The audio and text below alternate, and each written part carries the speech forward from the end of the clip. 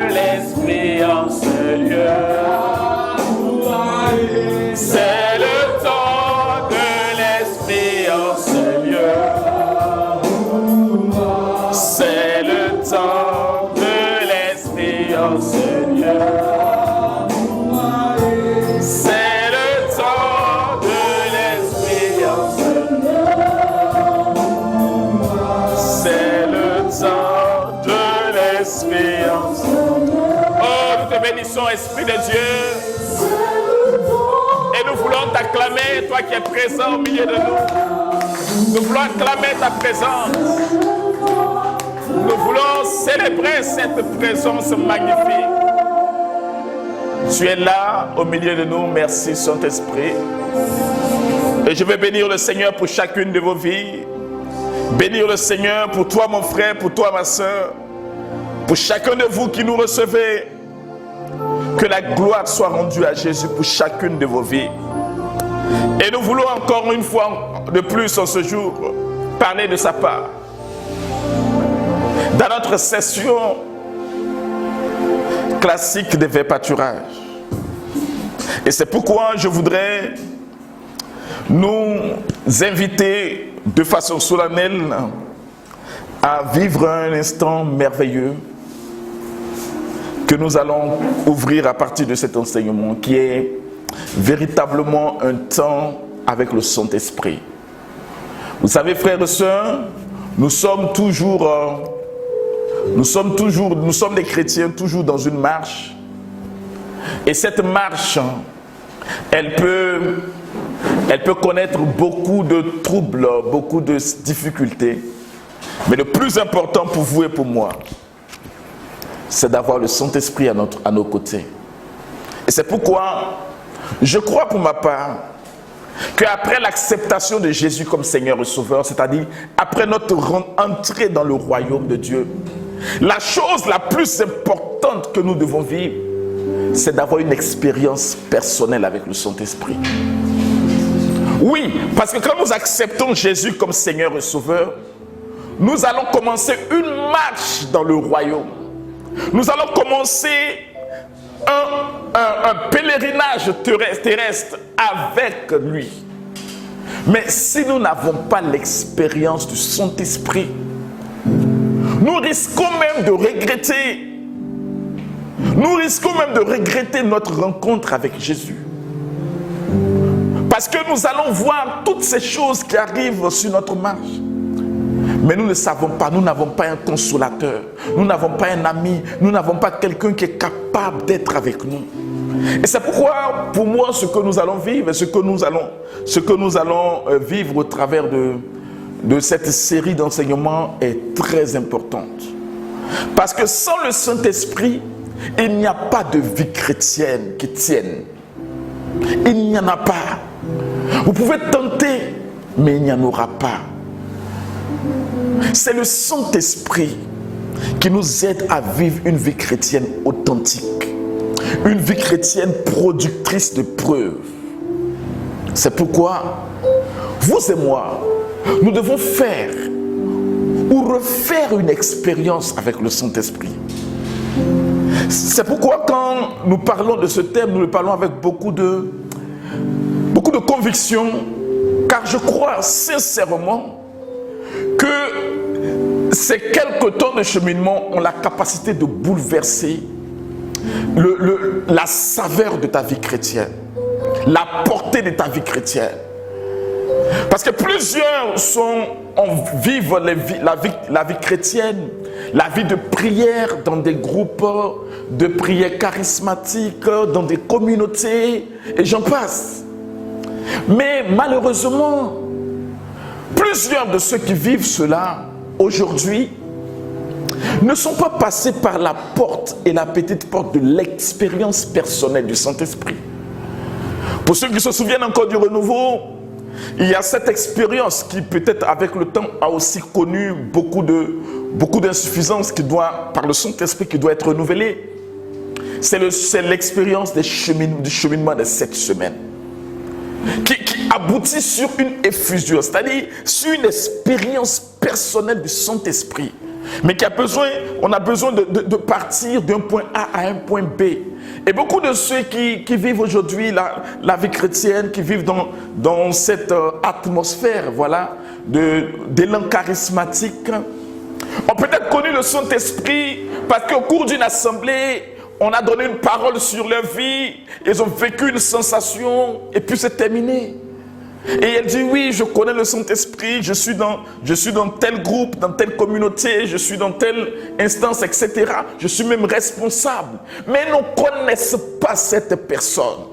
Elles ont entendu parler comme Élie et Élisée. La Bible nous dit qu'Élie a lancé son manteau, mais il l'a repris parce que c'était son manteau. Élisée devait faire sa propre expérience. Et quand Élisée a fait l'expérience, la Bible dit qu'avec le manteau qui appartenait dorénavant à Élisée, il a frappé la mer et il est passé.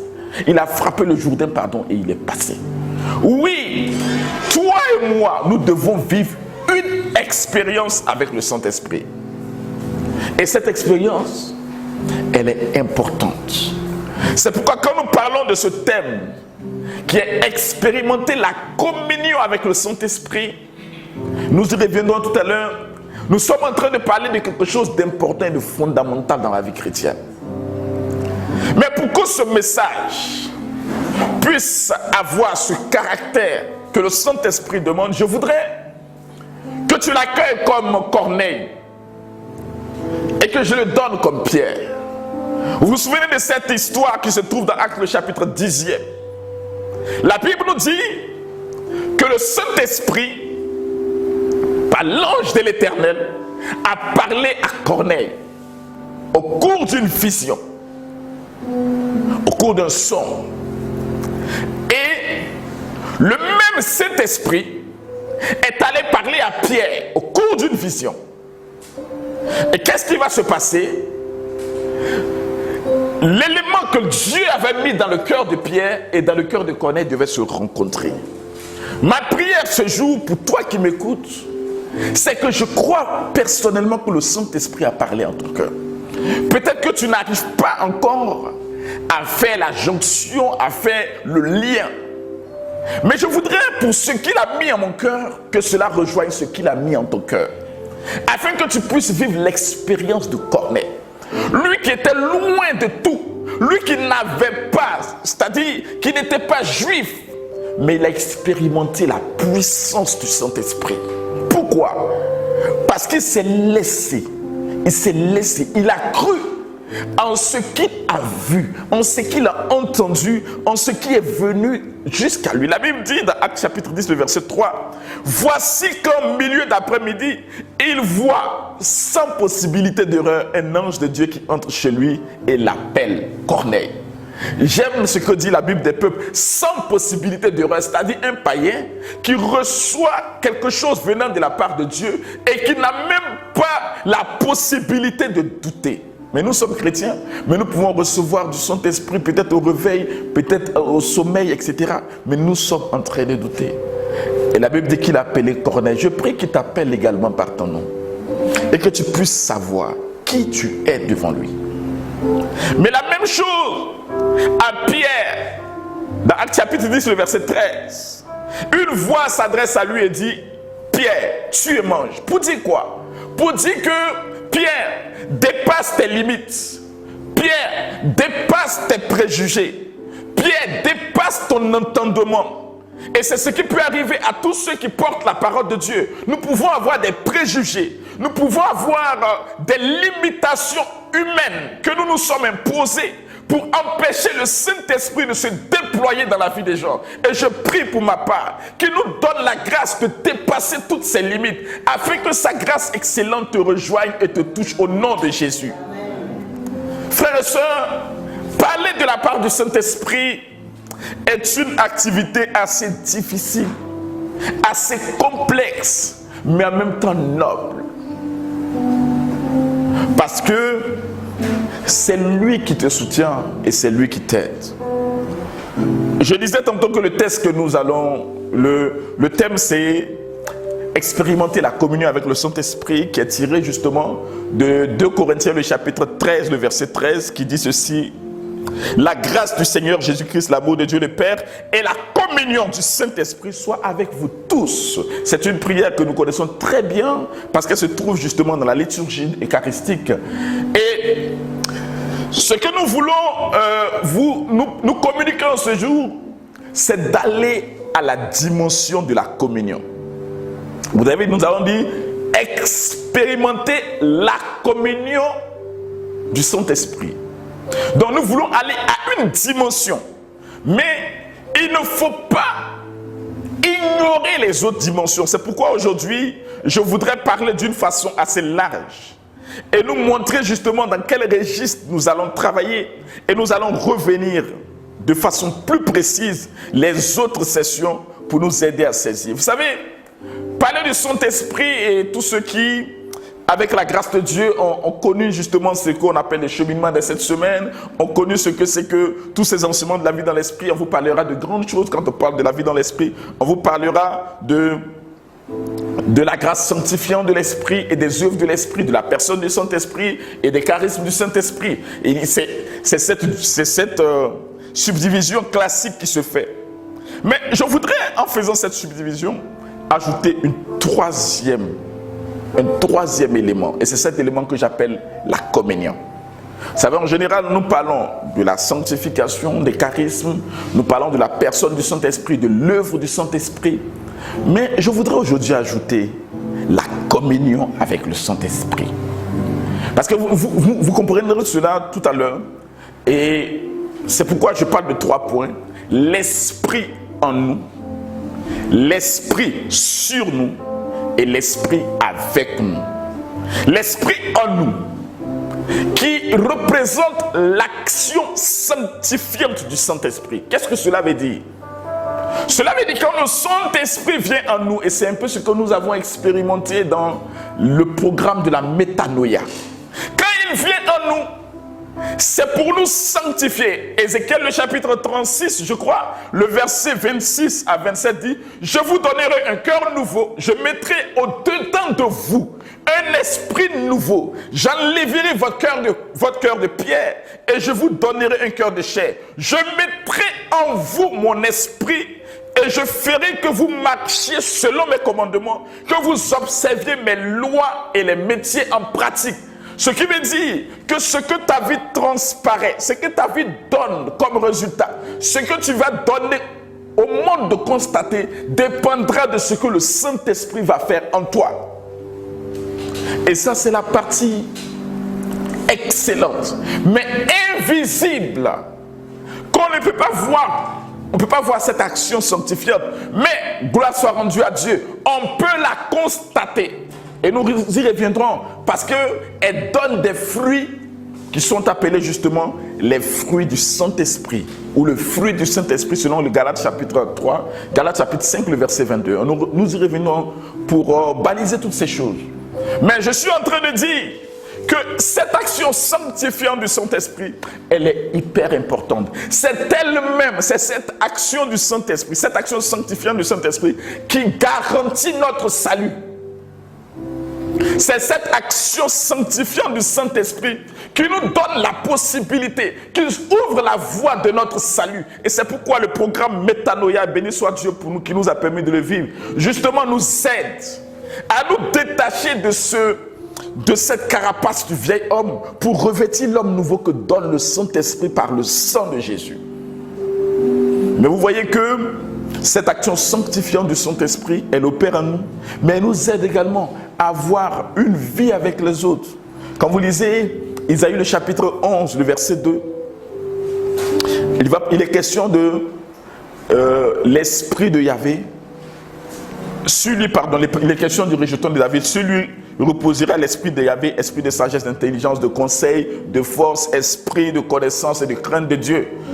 C'est des choses que nous connaissons très bien. C'est les dons du Saint-Esprit, justement, les dons de sanctification. Les dons qui nous aident justement à vivre une vie sanctifiée. Et vous pouvez avoir cela. Vous pouvez vivre l'esprit en nous. Vous pouvez vivre dans cette dimension. Vous savez, je suis en train de vous parler de quelque chose, frères et sœurs. J'ai parlé de 3 dimensions. L'esprit en nous, l'Esprit sur nous et l'Esprit avec nous. Si vous voulez vivre une vie chrétienne authentique, une vie chrétienne qui déploie la grâce de Dieu qui est en vous, vous n'avez pas le choix. Vous ne devez pas choisir une dimension, vous devez vivre les 3 dimensions. Vous savez, il y en a qui vont dire non, je préfère l'Esprit en moi, que l'Esprit me fasse une vie de sanctification, etc. Mais pas l'Esprit sur moi, pas l'Esprit avec moi, je veux faire un choix. Non, nous ne sommes pas dans les choix. C'est pourquoi, parlant de la communion du Saint-Esprit, je suis obligé de revenir sur cette d'autres dimensions pour ne pas que vous tombiez dans l'erreur de faire un choix d'une dimension, un choix d'une manière de vivre. Non, le Saint-Esprit, nous devons l'aborder dans toute sa globalité. La deuxième action de l'Esprit, c'est l'Esprit sur nous. J'aime cela. Vous savez, frères et sœurs, cette partie, et c'est cette partie justement qui a créé, ou du moins créé, c'est par cela que le renouveau charismatique est né, parce que c'est l'action charismatique du Saint-Esprit.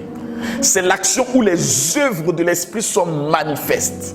C'est là où le Saint-Esprit se déploie de façon visible. C'est là où les hommes et les femmes ont la capacité de saisir ce que Dieu est en train de faire. L'Esprit Saint, comme une force divine, c'est-à-dire comme une onction qui surgit sur des personnes données, va les rendre capables d'accomplir des actions au-delà des possibilités humaines. Alors, on est capable de voir des personnes, des hommes et des femmes, agir par la puissance du Saint-Esprit, par une simple parole de voir des vies transformées, par une simple parole de voir des vies bouleversées, non pas à cause de les paroles, mais parce que la grâce charismatique du Saint-Esprit se déploie au travers de les vies pour toucher et transformer des vies. Voici ce qui est connu. Vous verrez que par une parole, des paralytiques marchent, des aveugles voient, des sourds entendent, des morts même sont ressuscités. Parce que c'est l'action, je dirais, charismatique du Saint-Esprit. C'est l'action visible, c'est l'action tangible. Et c'est justement l'action que nous aimons beaucoup. Et vous voyez que le renouveau même est resté un renouveau charismatique. Parce que bien entendu, quand nous situons cela dans son époque, c'est-à-dire l'Église de façon générale, vivait pleinement et profondément l'Esprit en nous. L'Église vivait cette grâce sanctifiante de façon excellente.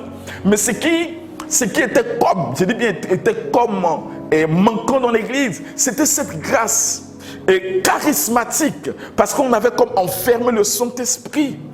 Mais quand, après la prière du pape, après tout ce qui s'est passé, je vous passe les détails, nous avons déjà parlé de cela, et le Saint-Esprit dans cette université aux États-Unis est descendu sur ces jeunes gens et ont bouleversé leur vie. Ils ont commencé à expérimenter l'action charismatique, l'action visible. C'est ce qu'on appelle aussi être rempli du Saint-Esprit. C'est-à-dire, la grâce sanctifiante, tu as le Saint-Esprit en toi, mais la grâce charismatique, c'est être rempli, c'est-à-dire il y a un débordement. Et c'est ce débordement justement qui doit être perçu. Et je voudrais justement faire une parenthèse pour dire que plusieurs, on voit le débordement sans être rempli. On peut voir comme un débordement. On peut voir des choses extérieures, mais il n'y a rien à l'intérieur. C'est pourquoi nous devons faire très attention. Vous savez, souvenez, Jésus a dit, au dernier jour, ils viendront dire.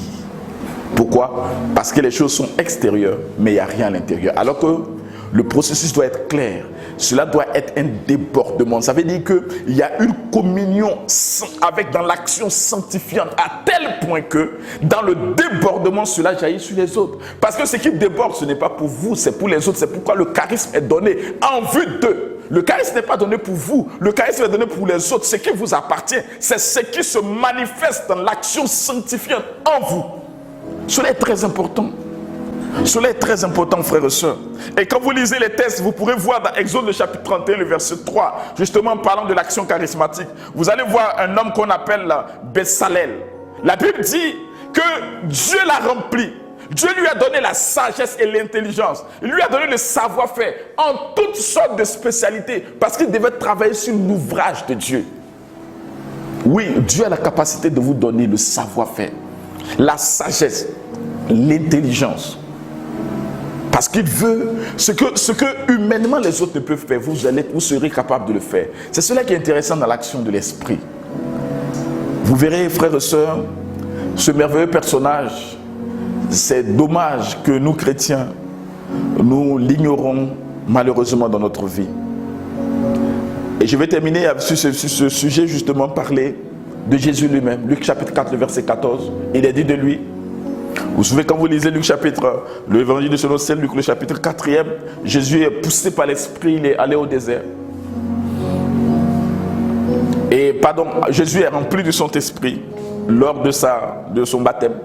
Après son baptême, il est poussé par le Saint-Esprit pour le désert. Mais quand il quitte le désert, la Bible nous dit qu'il est revêtu du Saint-Esprit. Voici les 3 dimensions que Jésus expérimente. C'est-à-dire qu'il faut avoir l'Esprit en vous. Il est rempli du Saint-Esprit, c'est-à-dire il a le Saint-Esprit en lui. Il est poussé par le Saint-Esprit au désert, ça veut dire qu'il est conduit par le Saint-Esprit. Nous reviendrons le Saint-Esprit avec lui. C'est-à-dire que tant que vous n'êtes pas conduit par le Saint-Esprit, vous ne pouvez pas surmonter les tentations. Vous ne pouvez pas aller au-delà de ce que le diable va vous proposer, parce que le diable, vous allez peut-être marcher avec lui sans vous en rendre compte. Si vous marchez avec le Saint-Esprit, il peut vous permettre de déjouer les plans du diable. Jésus était avec le Saint-Esprit. Mais quand il est sorti du désert, la Bible dit qu'il était revêtu du Saint-Esprit, c'est-à-dire qu'il y avait un débordement. Et cela était visible. La Bible dit, Jésus revint en Galilée avec la puissance du Saint-Esprit et l'on commença à parler de lui. D'autres versions ont dit, sa renommée se répandit. Pourquoi? Depuis l'Esprit était en lui, il n'a pas eu de renommée.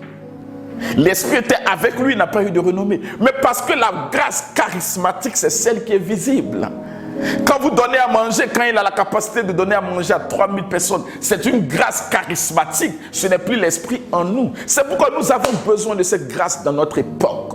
Nous avons besoin de cette grâce. N'en déplaise à ceux qui disent non. Vous savez, il y a eu un courant dans l'église, malheureusement, qui disait non, nous n'avons plus besoin de cela parce que bon, nous ne sommes plus au temps apostolique. Non, nous en avons plus que besoin aujourd'hui de voir les signes messianiques se manifester par justement la grâce charismatique du Saint-Esprit. Non pas par un autre aspect, mais la grâce charismatique du Saint-Esprit. Oui, frères et sœurs, voici les 2 dimensions pour moi qui sont très importantes à comprendre. Nous allons accentuer notre propos avec la grâce de Dieu sur la 3e dimension.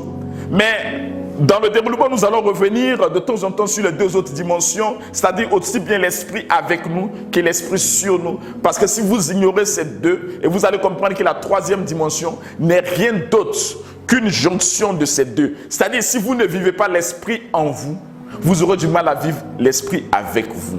Si vous ne vivez pas l'Esprit sur vous, vous aurez du mal de vivre l'Esprit avec vous. Et nous allons le comprendre tout à l'heure.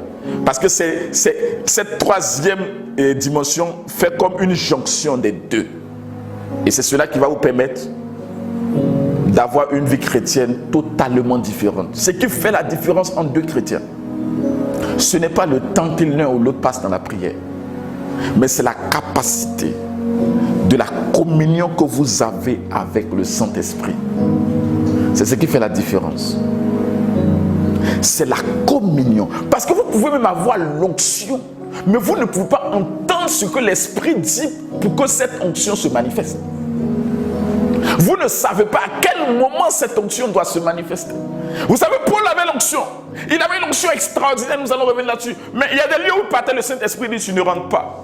Mais Paul pouvait dire non, je vais rentrer pour déployer l'onction. Mais parce qu'à cause de la communion, il était différent des autres. Cette communion, elle est importante. Ce n'est pas juste des jeux de mots. Mais si vous n'avez pas la communion, si nous n'avons pas la communion, nous sommes les plus à plaindre. Parce que nous allons vivre devant un trésor. Mais en même temps être malheureux et pauvres. Parce que nous avons, alors que nous pouvons marcher dans cette communion. Parce que la communion avec le Saint-Esprit, justement, nous permet de vivre la marche par l'Esprit. Je vous ai parlé justement de l'Esprit en nous, l'Esprit sur nous. Vous savez, quand vous avez l'Esprit en vous, le Saint-Esprit travaille en vous d'une manière permanente, d'une manière quotidienne. Le Saint-Esprit vous aide à être configuré à l'image de Jésus. Voilà, donc de façon continue, il y a des choses qui se font. Vous essayez de tuer le vieil homme, vous essayez de surpasser votre colère, surpasser, etc. Il y a des choses qui se font en vous. Les autres ne peuvent pas voir. Les autres vont vous accuser, les autres vont vous insulter, les autres vont vous critiquer. Mais vous connaissez les combats que vous faites avec le Saint-Esprit en vous et il vous aide.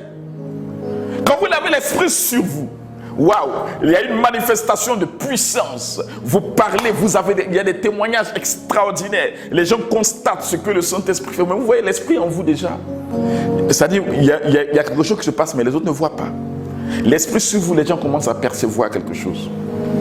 Mais je vais vous dire une chose, frères et sœurs. Le charisme ne vous sauve pas. Mais ce qui est intéressant, l'exercice, la manière dont vous exercez le charisme peut vous sauver. Le charisme en lui-même ne vous sauve pas. Mais la manière dont vous l'exercez peut vous sauver parce que la manière sera fonction de l'esprit en vous. C'est-à-dire, vous aurez une éthique. Vous aurez un certain nombre de choses qui vont vous permettre d'exercer le charisme à cause de celui qui est en vous. Donc, le charisme lui-même ne vous sauvera pas, mais la manière de le faire, c'est-à-dire la charité avec laquelle vous allez déployer le charisme, va vous sauver. C'est pourquoi il ne faut pas aussi dire, oh non, comme le charisme ne sauve pas, moi je ne cherche pas le charisme, je cherche ce qui sauve, qui est la grâce sanctifiante. Vous voyez, nous chrétiens, on aime des raccourcis, non? Et justement, quand je parle du charisme, je parle du fait que Jésus dit, parce que quand vous lisez les textes de la fin des temps, et il y a le texte où Jésus dit, j'avais faim, vous m'avez donné à manger, j'avais soif, vous m'avez donné à boire, j'étais étranger, vous m'avez reçu, etc. Il y a cette dimension qui fait référence à l'esprit en vous. Mais il y a l'autre dimension où il dit, je vous ai remis des talents et vous ne les avez pas fructifiés, allez loin de moi. Ça c'est l'esprit sur vous. Pour dire que il va nous recevoir, il va nous juger, entre guillemets, sur ces différentes dimensions. Alors, sur cette dernière, vous allez comprendre, frères et sœurs, que si vous vivez l'expérience charismatique, l'expérience de l'esprit sur vous, c'est-à-dire qu'il y a un charisme que Dieu a déposé dans votre vie, et je veux t'annoncer que je n'ai pas besoin de ton approbation, mais que Dieu a mis quelque chose sur toi. Et c'est juste une question de timing pour que tu le découvres. Et je prie qu'au travers de ce message, le Saint-Esprit t'aide à le découvrir. En vous, il vous permet justement de collaborer avec lui. Mais en vue du royaume. Donc regardez déjà, si vous collaborez, si vous êtes employé, entre guillemets, vous travaillez pour les intérêts du royaume, vous avez une forme de communion. Mais vous avez une communion en tant qu'employé. J'utilise le terme pour que nous puissions comprendre. Mais ça vous met déjà dans une relation. C'est pourquoi déjà expérimenter cette dimension de l'esprit sur vous, c'est déjà un grand pas vers la communion. Parce que vous commencez à travailler. Vous savez, vous pouvez être dans une entreprise. Vous travaillez pour l'entreprise. Vous-même, vous recevez votre bulletin de salaire et le PDG signe, mais vous ne l'avez jamais vu. Vous ne savez même pas où se trouve le PDG. Vous ne le connaissez même pas, mais c'est lui qui a signé pour que vous receviez votre bulletin de salaire. Est-ce que vous pouvez dire que vous êtes en communion avec lui? Non, mais vous êtes dans son entreprise. Vous avez déjà le privilège d'être l'un des leurs. C'est ce qui est intéressant dans l'esprit sur nous. C'est-à-dire que vous manifestez la grâce charismatique. Vous avez déjà le privilège d'être avec, d'être l'un des leurs. Mais est-ce pour autant que vous avez une communion? Mais le jour où vous allez avoir des parts d'action, le jour où vous allez siéger au conseil d'administration, le jour où vous allez être là-bas, là, vous aurez une communion. Vous aurez une relation particulière avec lui. Et c'est à cela que nous voulons arriver quand nous parlons de la communion avec le Saint-Esprit. Ce n'est pas juste, oui, j'ai un numéro matricule, je suis dans le royaume de Dieu, je travaille, oui, c'est bien. Mais on peut travailler sans connaître le boss, comme on dit. On peut ne même pas le connaître. On peut le changer, mettre un autre boss, on ne sait même pas. Pourvu que nous on reçoive notre salaire et on continue, on fait notre part comme on dit. Donc vous aussi êtes dans le royaume de Dieu. Vous êtes prédicateur, vous êtes chante, vous êtes intercesseur. Ou vous rangez les bancs, vous dites, oh moi j'ai fait ma part, le Saint-Esprit me voit, etc. Mais il te voit, oui, il sait que tu travailles, oui. Mais est-ce que toi-même tu le connais?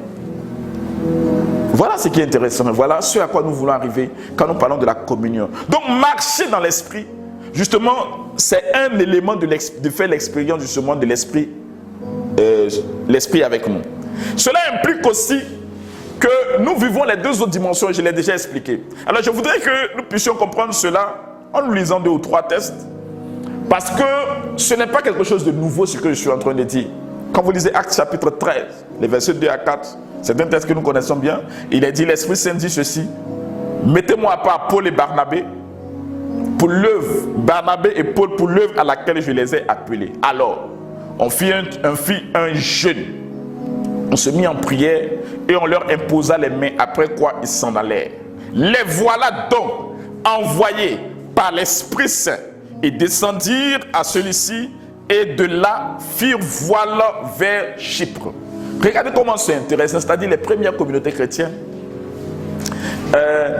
pour commencer l'évangélisation, pour commencer à mener œuvre, et prennent le soin d'écouter la direction que veut leur donner le Saint-Esprit.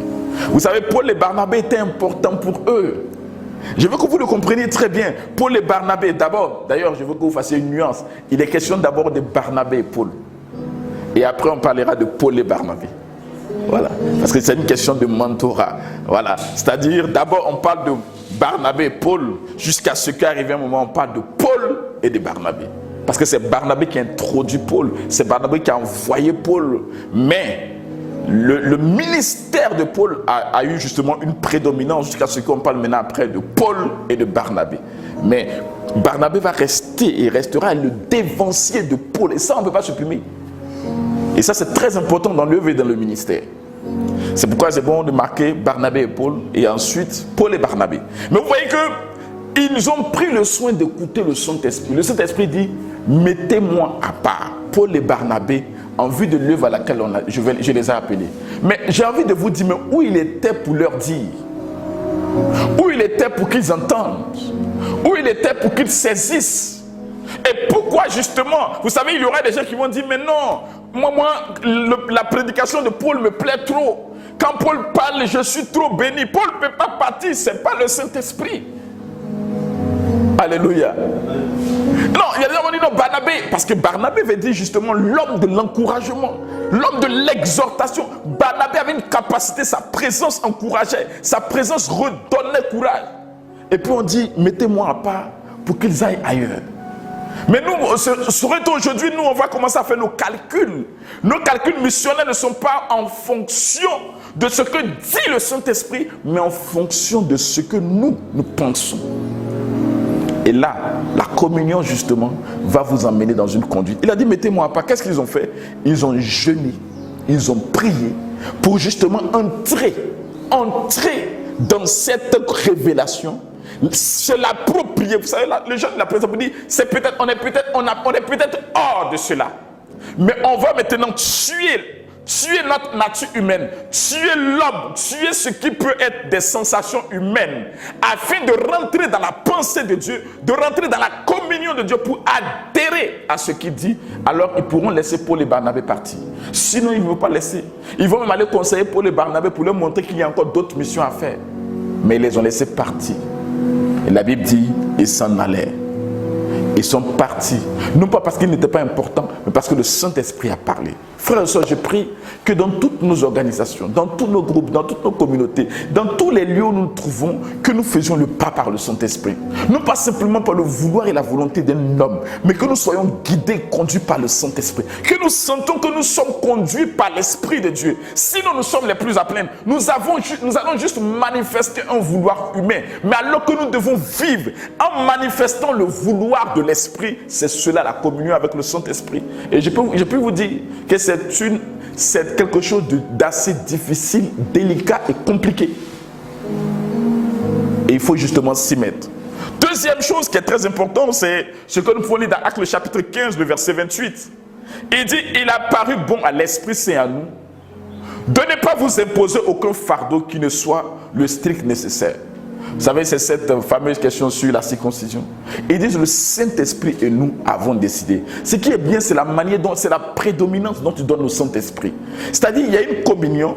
Quelqu'un a dit, quand eux, ils font leur assemblée, ils laissaient une chaise vide qui était la chaise du Saint-Esprit. Pour montrer qu'il était un membre à part entière dans leur assemblée. Il dit, le Saint-Esprit et nous avons décidé de ne pas vous faire ceci ou cela. C'est-à-dire, ils prennent le risque même de dire pourquoi ils prennent le risque d'associer le Saint-Esprit. C'est parce qu'ils savent qu'ils ont une communion avec le Saint-Esprit. C'est parce qu'ils savent que ce qu'ils disent est approuvé par le Saint-Esprit. Sinon, ils savent ce que c'est que le péché contre le Saint-Esprit. On ne peut pas mentir sur le Saint-Esprit. Mais ils le savent. Et ils se sont dit, le Saint-Esprit et nous avons décidé. Frères et sœurs, la communion avec le Saint-Esprit va te garder de beaucoup de choses. Au-delà de ce que les charismes sont pour les autres, la communion est pour toi. La communion est pour toi, c'est-à-dire que tu rentres dans le cercle des intimes de l'Esprit. Oui, tu rentres dans le cercle de ceux à qui le Saint-Esprit peut dire, aujourd'hui, demain, voici ce qui se passe, voici ce que tu veux, voici, tu sièges au conseil.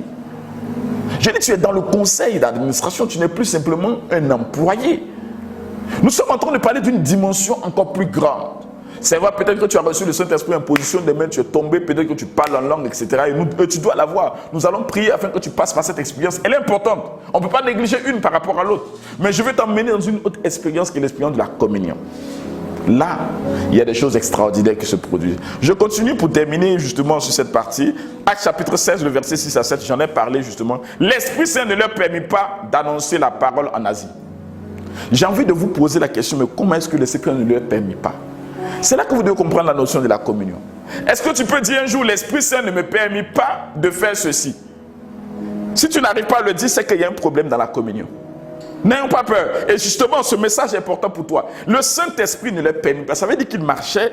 Et puis, ils ont dit, Paul demande à Barnabé, mais écoute, comment on fait? Écoute, on va interroger le Saint-Esprit. On prend le temps, on prie. Et puis, il dit, et puis le Saint-Esprit parle. Comment il parle? Nous allons parler justement. Nous allons en parler justement durant ce cheminement. Comment il parle? Nous allons le voir. Le Saint-Esprit parle.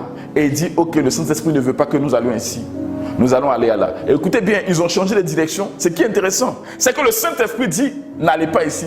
Mais je vais vous dire une chose, il ne leur a pas dit où il faut aller. Parce que là, c'est là où il y a beaucoup de problèmes à nous chrétiens. Si tu dis, je n'ai pas dit ici, donc dis où je vais aller, sinon, non. Vous savez, avec Dieu, justement, c'est là où la notion de la foi, il y a une aventure. Quand Dieu dit à Abraham, quitte ton pays, ta parenté, la maison de ta parents, et va dans le pays que je t'indiquerai, Abraham allait où? Au moins, il a quitté son pays. Maintenant, là où il allait, ça c'est l'aventure de la foi. Donc, il dit de ne pas aller. Le texte continue. Quand vous continuez le texte au verset 7, il est dit ceci. Ils veulent faire marche vers Bithynie, mais l'Esprit ne leur permet pas. Donc, ils décident, dit, ok, tu as dit de ne pas aller en Asie, nous allons aller en Bithynie. Quand ils vont à Bithynie, l'Esprit aussi leur dit, vous ne partez pas là-bas. Alors, ils se disent, bon, ok, asseyons-nous et puis écoutons bien. C'est là, quand ils vont s'asseoir, Paul va recevoir une vision. Et il y a un homme qui se trouve en Macédoine. Cet homme est en train, il a levé les mains, il est en train de prier. Il dit, Seigneur, permets que quelqu'un vienne vers nous. Et puis Dieu dit, Paul, allez en Macédoine. Paul se lève et dit, on descend en Macédoine. Parce qu'il y a quelqu'un qui priait en Macédoine. De la même manière que Corneille était en train de prier, Pierre était en train de prier et Corneille recevait quelque chose. C'est comme ça que le Saint-Esprit fonctionne dans la communion. Quand vous avez la communion, le Saint-Esprit va vous être en relation. Vous savez, il y a une chose qu'on appelle la main d'association. La main d'association dans le ministère commence justement par là. Ça veut dire que Paul est mis en association avec Barnabé. Entre Paul et Barnabé, il n'y a pas de relation de père et fils. Il n'y a même pas souvent de relation de mentorat, c'est une relation de dévancier. Mais il est mis en association pour qu'ils fassent l'œuvre ensemble.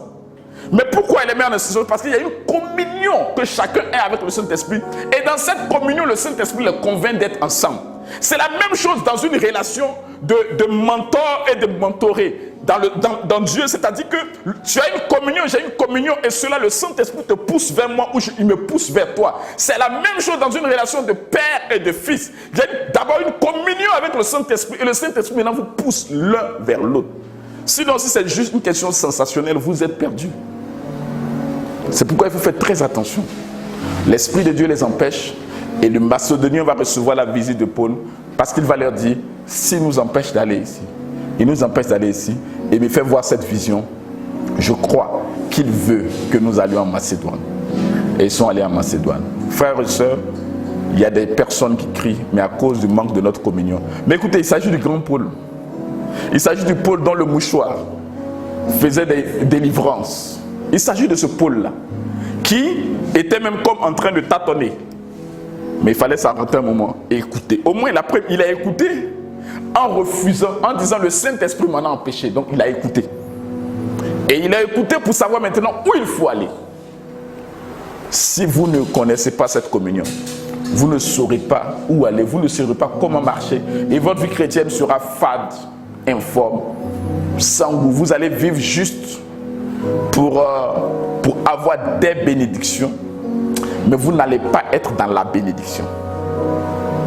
Parce que la communion, justement, c'est être joint, c'est être associé, c'est avoir part avec quelqu'un, c'est être même ami, c'est participer à quelque chose. Tout ça, c'est le nom comme le mot dans 2 Corinthiens, le chapitre 13, le verset 13. Le mot grec qui est utilisé, c'est koinonia. Koinonia qui veut dire justement joindre. Il veut que le Saint-Esprit et nous, le Saint-Esprit se joint à nous.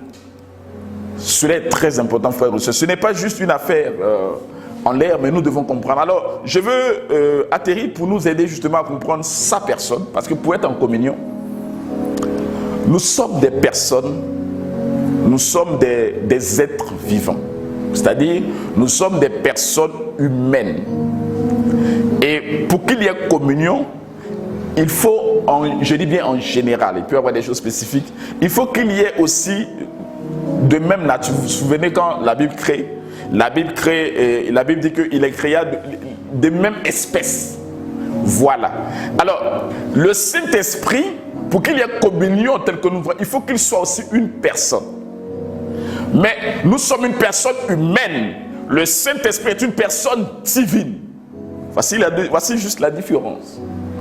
Donc, la personne humaine, dans sa dimension personne, peut avoir une communion avec la personne divine. Donc, le Saint-Esprit n'est pas une puissance. Le Saint-Esprit peut déployer la puissance dans l'esprit sur nous. Mais le Saint-Esprit est une personne divine avec laquelle nous pouvons être en relation. Mais pourquoi c'est une personne divine? Parce que justement, il est omniprésent, omniscient, omnipotent et il est éternel. Voici les 4 caractéristiques de Dieu. C'est-à-dire que celui qui a les 4 éléments là, c'est qu'il est Dieu. Omniscient, omniprésent, omnipotent et puis éternel. Voilà ce que et le Saint-Esprit il est omniprésent. Je vais rapidement vous le montrer parce qu'il faut qu'on sache qu'il est une personne pour que nous puissions entrer en relation avec lui. Il est omniprésent. Quand nous lisons le psaume 139, le verset 7, on dit: où irais-je que ton esprit n'y soit? Ça veut dire que ton esprit est partout. Psaume 139, le verset 7. On dit qu'il est omniscient. 1 Corinthiens, le chapitre 2, le verset 10. Mais à nous, Dieu nous a révélé par l'esprit, car l'esprit explore tout jusqu'aux profondeurs de Dieu. L'esprit est partout, il a toute la science. Il est omnipotent. Luc le chapitre 1, le verset 35, l'Esprit Saint viendra sur toi, virgule, la puissance du Très-Haut te prendra sous son ombre. C'est-à-dire, cette puissance-là, elle vient du Saint-Esprit. C'est pourquoi le Saint-Enfant qui naîtra sera appelé Fils de Dieu. Il est omnipotent.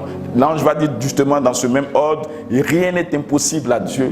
Parce que justement, il est omnipotent et il le fait par le Saint-Esprit. Et il est éternel. Hébreux le chapitre 9, le verset 14 dit: mais bien plus sûrement le sang du Christ qui s'est offert lui-même à Dieu par l'Esprit éternel comme une victime sans tache.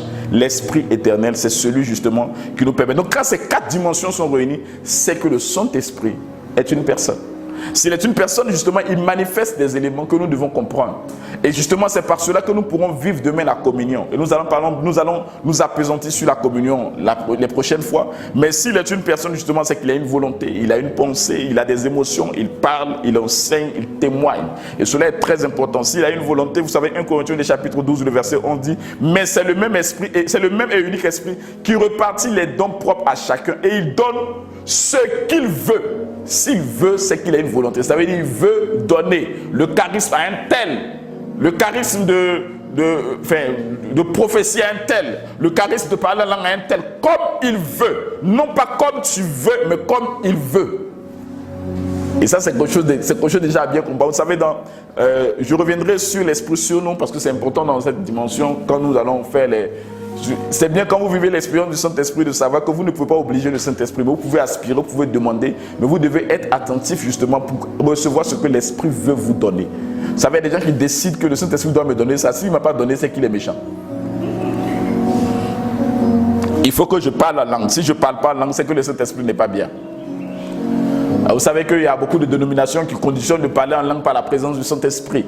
Oui, le parler en langue est le plus petit des charismes, c'est vrai. Mais ce n'est pas une condition nécessaire et suffisante pour dire que vous avez le Saint-Esprit.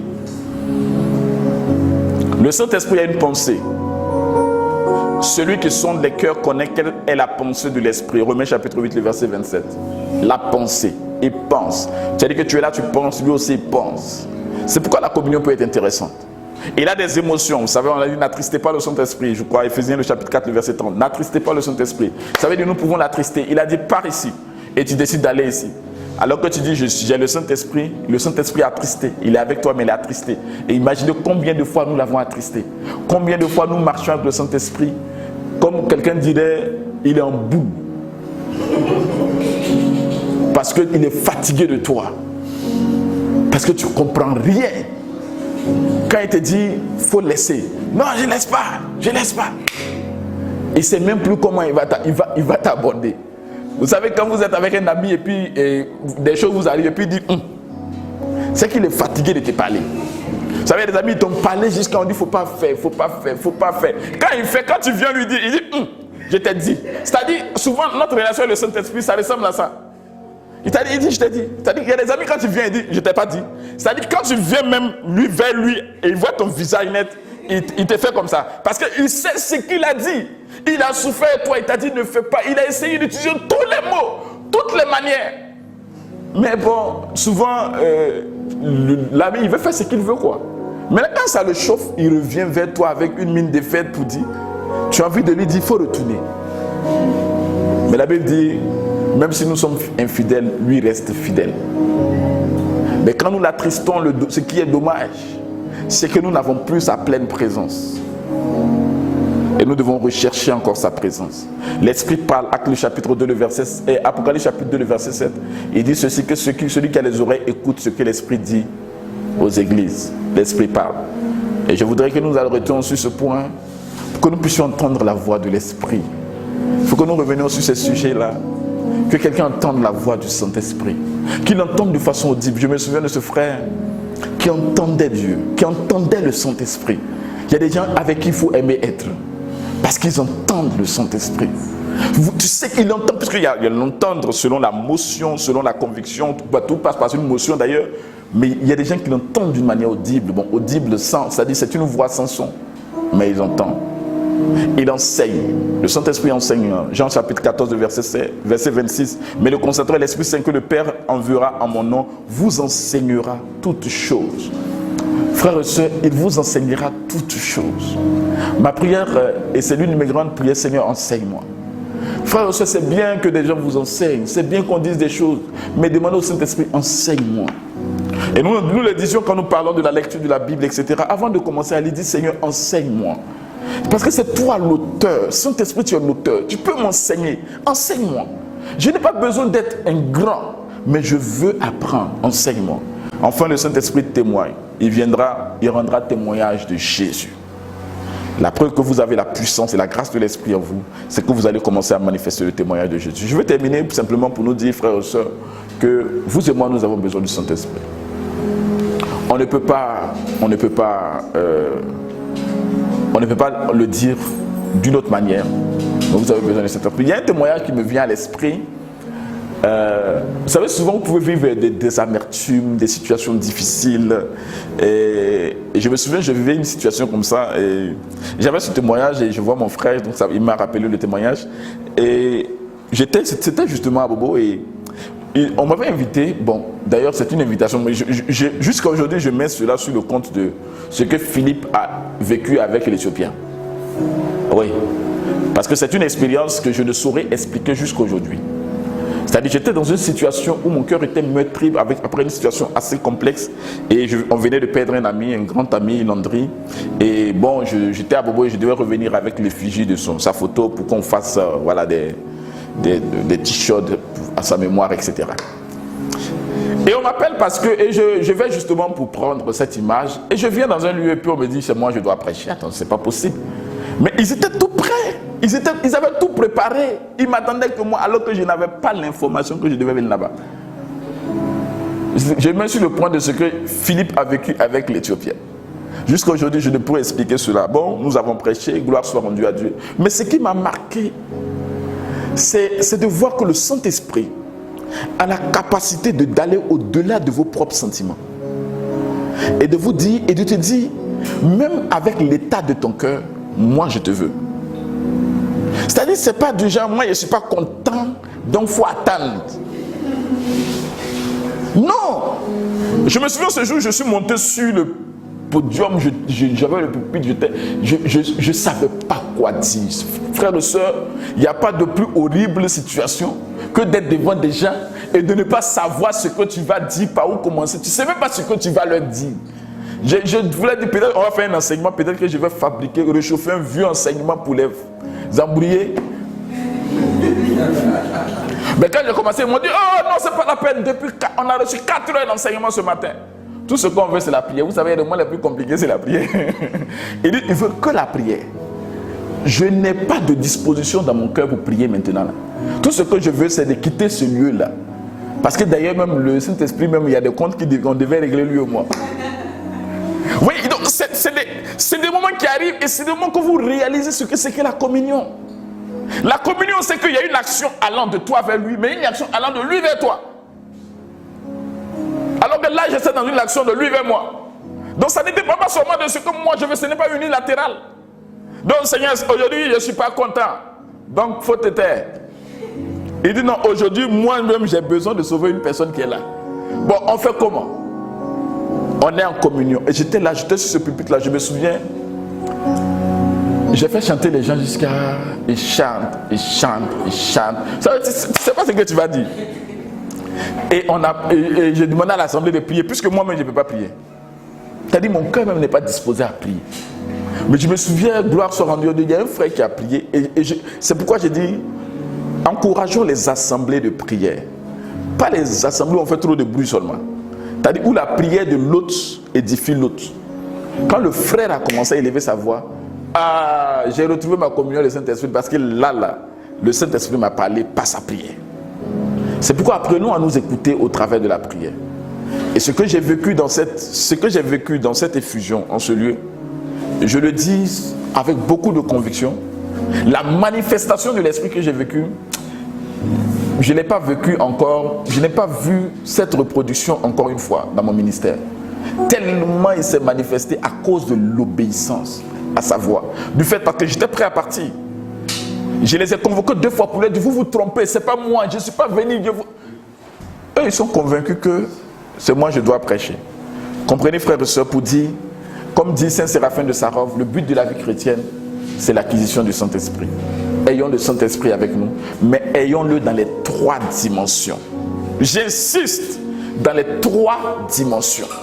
Ne gardons pas seulement une dimension et dire, moi je l'ai dans mon cœur. Non, c'est pas bon. Ayons le Saint-Esprit dans les 3 dimensions, que le déploiement se fait dans les 3 dimensions. D'ailleurs, le pape François, lors du 50e anniversaire du renouveau, a demandé justement que nous puissions prier pour un renouveau encore, pour que tous les chrétiens vivent justement cette vie dans l'esprit, cette marche dans l'esprit, cette communion avec le Saint-Esprit, parce que ce n'est pas optionnel.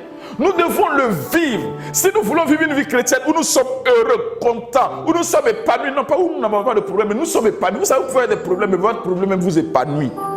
Le problème même t'épanouit. Il vient comme un marchepied pour t'élever encore plus. C'est-à-dire le problème même, tu es épanoui dans le problème parce que tu sais que ce n'est qu'un moment.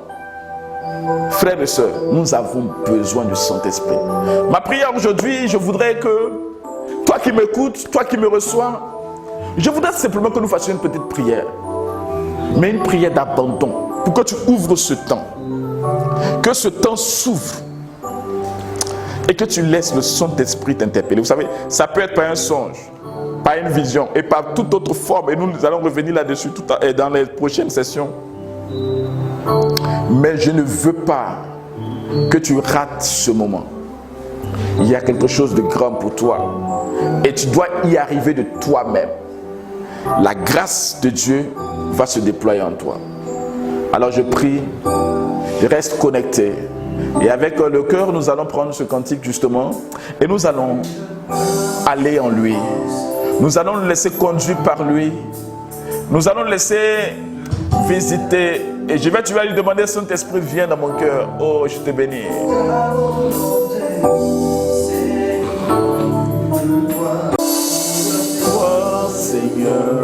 plus de toi, plus de ta ressemblance, plus de toi, plus de discernement de ta voix, de ta volonté, Seigneur, plus de toi, plus de toi, Seigneur, plus de toi, plus de ta ressemblance, plus de toi, plus de discernement de ta voix, de ta volonté, Seigneur, plus de toi.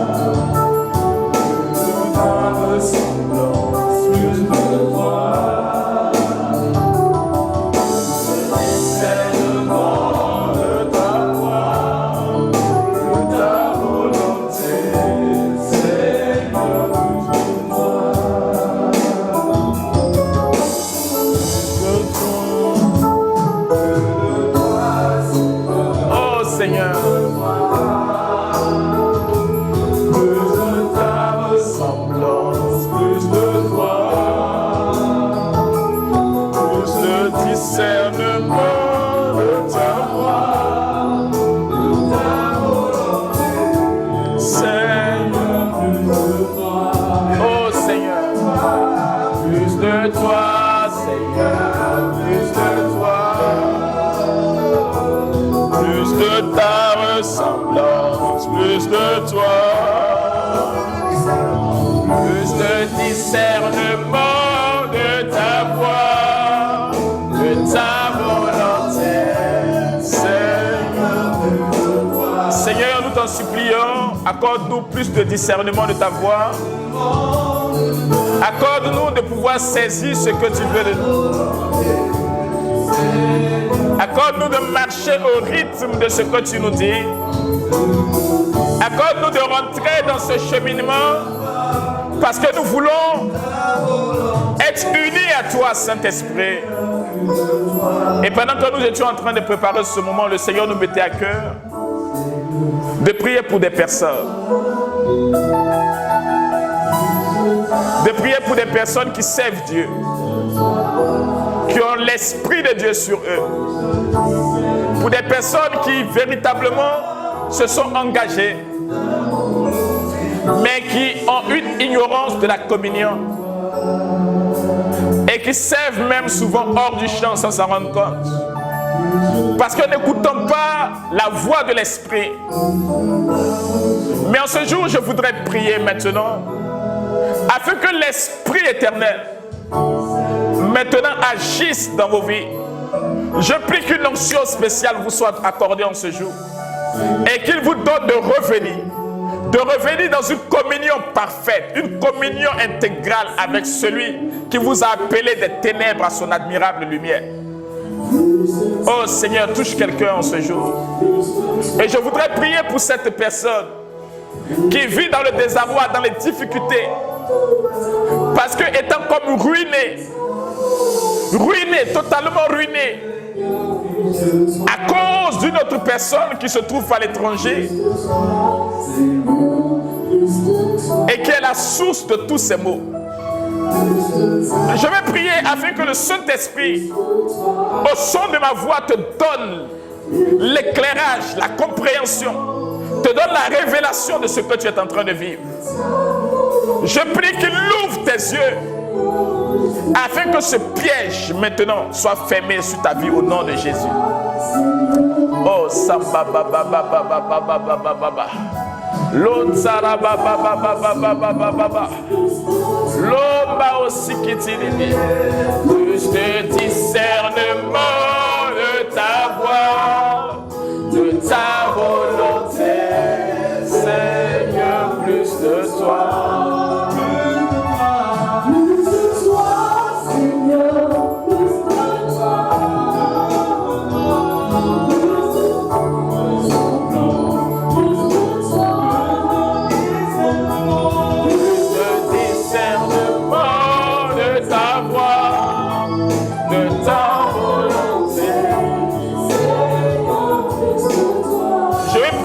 les personnes qui sont dans une recherche de l'âme sœur. L'Esprit me met à cœur de vous dire, recherchez le Saint-Esprit d'abord. Oui, recherchez votre communion avec le Saint-Esprit. Parce que quelque chose va se passer. Lui va vous éclairer. Lui va vous conduire.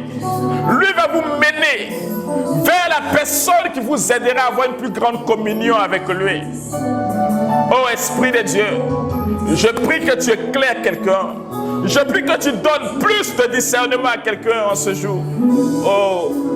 Oh Saint-Esprit, Saint-Esprit, Saint-Esprit, Saint-Esprit, il y a des personnes qui ont comme perdu la communion. Pendant que j'étais en train d'enseigner, tu disais, oh combien étaient bons les moments où j'avais cette communion. Tu avais une belle communion avec le Saint-Esprit. Et dans tes relations futures avec les autres, cette communion a été comme brisée, tu n'entends plus la voix. Tu ne saisis plus. Mais après les événements, tu réalises qu'il y avait une voix qui t'avait parlé. Oh, je t'en supplie. Écoute-moi bien, le Saint-Esprit veut travailler avec toi. C'est une interpellation importante pour toi. Si tu m'entends en ce jour, sache que comme Corneille, il y a un message pour toi. Reviens. Je veux que la main sur ton cœur, tu dis, Seigneur, je viens à toi. Seigneur, je m'abandonne à toi. Seigneur, je veux revivre cette communion. Seigneur, je veux revivre cette relation brisée avec toi. Oh, merci Seigneur. Merci Seigneur.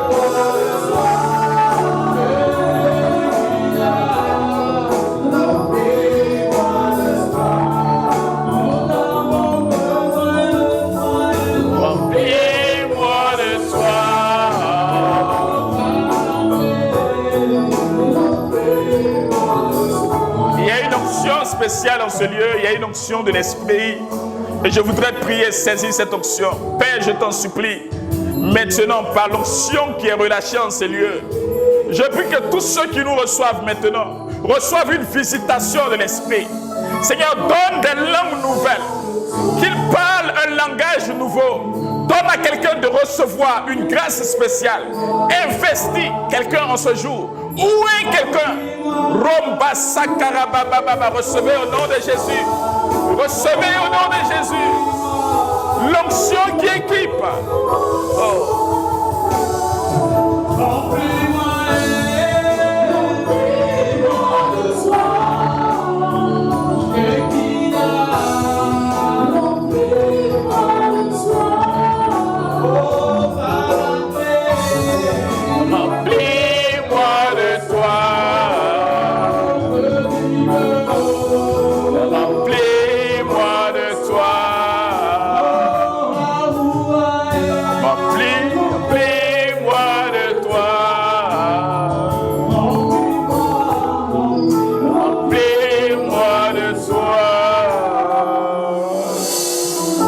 Alors toi qui m'écoutes, sache qu'il est en train de te remplir. Et durant tout ce cheminement, il va te remplir. Je t'invite simplement à disposer ton cœur, à disposer ton esprit, car il est fidèle. Je ne sais pas ce que tu vis. Je ne sais pas qui tu es. Mais je veux que tu saches que celui dont je parle, il est au-dessus de tout. Et maintenant, si tu le reçois, si tu l'accueilles, quelque chose de nouveau va se produire dans ta vie. Il a la capacité de te donner un cœur nouveau, de te donner un esprit nouveau. Il a la capacité de te remplir, car il dit, ne vous enivrez pas de vin, mais soyez ivres du Saint-Esprit. Il y a une ivresse de l'esprit qui va saisir des personnes. Il y a une ivresse de l'esprit qui va s'emparer des gens. Vous allez vivre durant tout ce cheminement comme ivre. Oh Ramba Shakara Baba Baba Baba Baba. Recevez, recevez, recevez au nom de Jésus. Recevez. Komba Sakara Baba Baba Baba. Rimba Sakara Baba. Oh.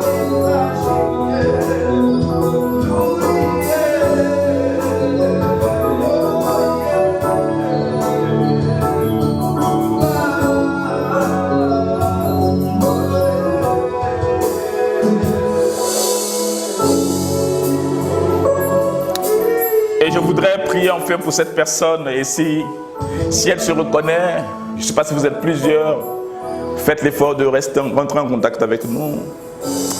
Parce que Dieu veut faire quelque chose avec vous. En fait, vous avez beaucoup de ce qu'on appelle de rêves prémonitoires, mais c'est beaucoup lié à la mort. Alors que le Saint-Esprit vous a configuré pour la vie. C'est-à-dire, il y a des choses excellentes de la vie qui n'est pas déployée, mais c'est surtout par rapport à la mort. Et je parle, pendant cette année même, je parle, ce dont je parle cette année 2020, cela t'est arrivé plus d'une fois. Et je vais prier maintenant afin que l'Esprit de Dieu t'ouvre à la vie. Oui, il y a des choses excellentes que tu dois saisir. Mais tu es embrouillé, tu ne comprends pas. Maintenant, Père Saint, je te supplie pour ces personnes, que par la puissance de ton esprit, tu les rejoignes. Conduis-les. Conduis-les sur le chemin de la vie et donne-les de comprendre ce à quoi tu les appelles au nom de Jésus. Amen. Nous pouvons acclamer le Seigneur. Nous pouvons célébrer celui qui nous a appelés des ténèbres à son admirable lumière, l'Esprit de Jésus. Gloire à Jésus. Nous te rendons grâce, nous te remercions. Merci Seigneur. Nous avons une pensée pour toutes les personnes malades, toutes les personnes qui souffrent. Nous demandons à ce que la Vierge Marie, toutes ces personnes qui ont une intention importante, qui nous écoutent et qui viennent, qui se disent, Seigneur, que dois-je faire?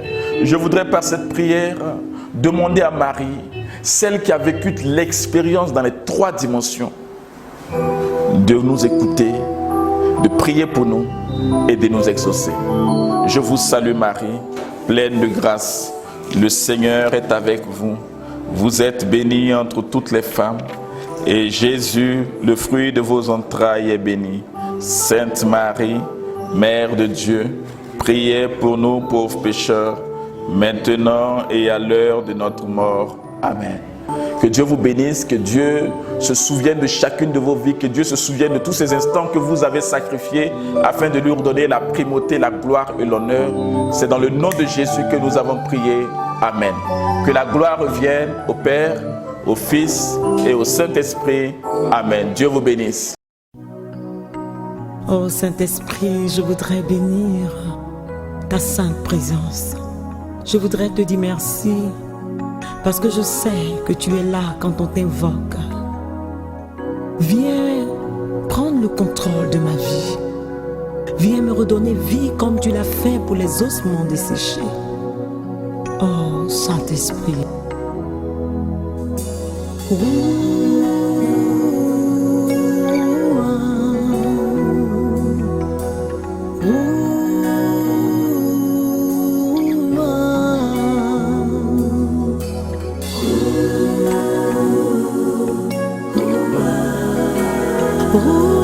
Son nom.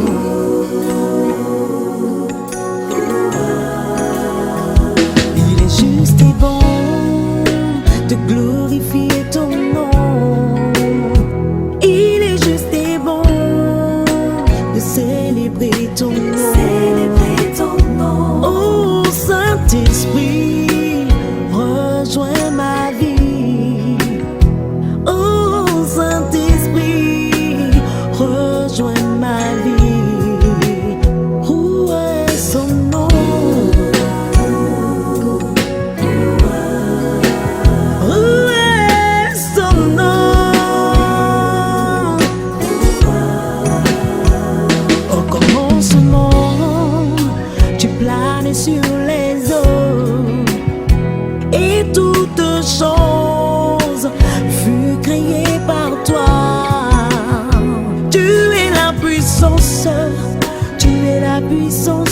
Seigneur.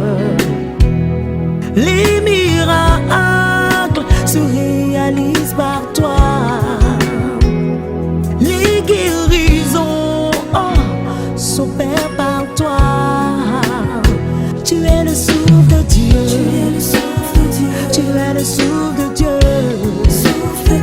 La puissance de Dieu. La puissance de Dieu. La sagesse de Dieu. La sagesse de Dieu. Nous t'invoquons. Descends sur nous. Descends sur nous. Quand le manger qu'il y a descends sur nous. Le manger qu'il y a descends sur nous. Descends. Saint-Esprit. Descends sur nous. Oh, Saint-Esprit. Oh, alléluia. Je voudrais que tu poses la main sur ton cœur et que tu dises au Saint-Esprit, viens dans mon cœur. Je voudrais te recevoir. Je voudrais que tu viennes souffler dans mon cœur. Comme tu as redonné vie aux ossements